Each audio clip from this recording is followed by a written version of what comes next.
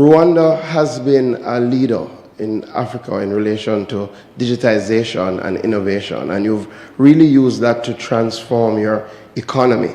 Could you share with us probably the 3 critical factors that drove that digitization process in Rwanda? Thank you. The first was the understanding and realization of the need itself.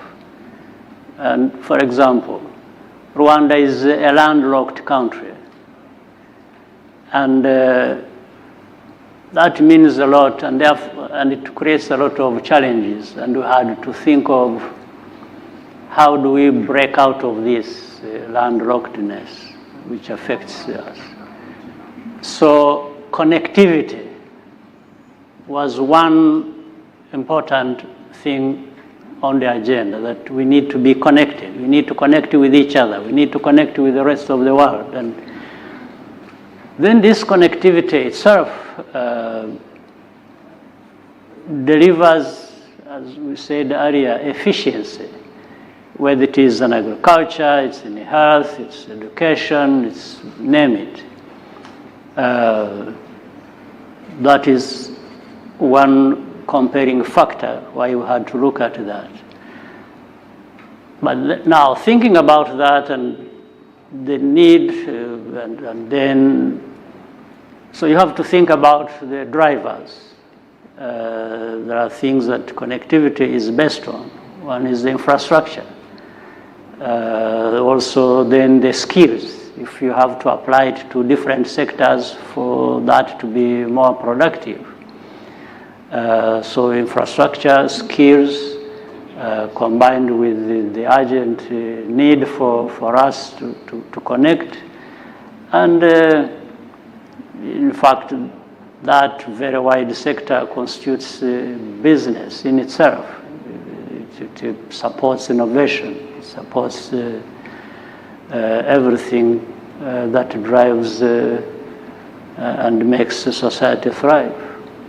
Fantastic. Thank you, Mr. President. So we hear it clear when you can see issues as a challenge, being landlocked, or you see it as an opportunity to create an industry and an entire ecosystem around connectivity, the business aspects, the infrastructural aspects, and of course, developing the skill sets, which include human capacity development. So excellent lessons to learn once more as we take our next question.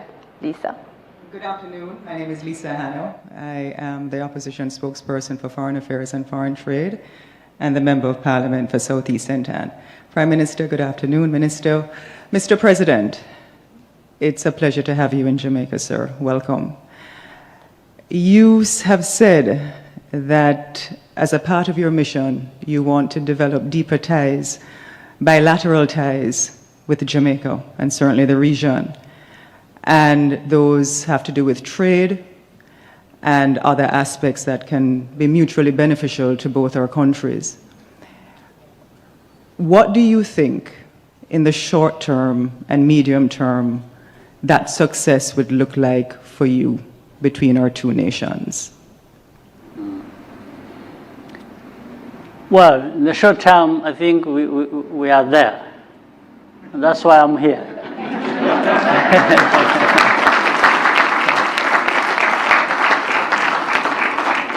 I think we've started the journey. So we just need to discuss, immediately touch those key points that can deliver some quick wins for Jamaica and Rwanda working together, and they are there.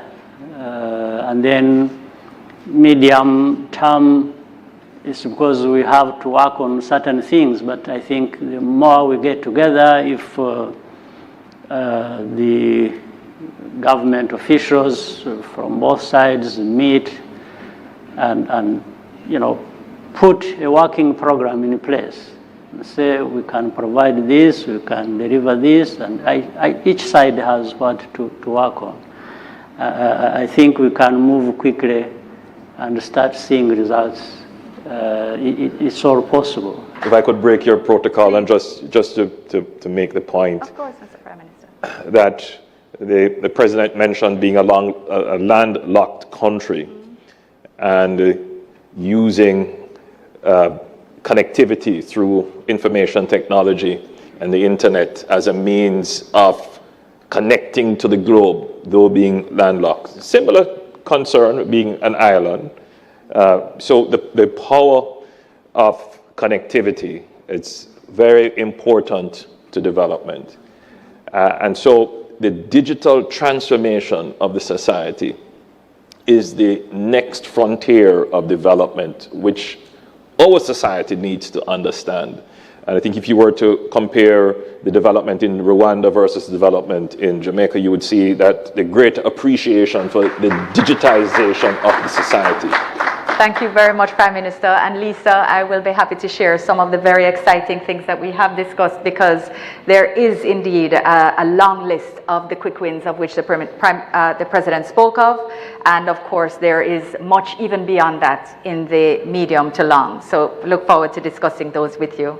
What other sectors could benefit from the cooperation between Rwanda and Jamaica? What are the sectors? Who wishes to take that first? Well, we've just talked about information technology, cyber, tourism, agriculture. We didn't spend too much time in bilaterals on education, but the President and myself, we spoke about education.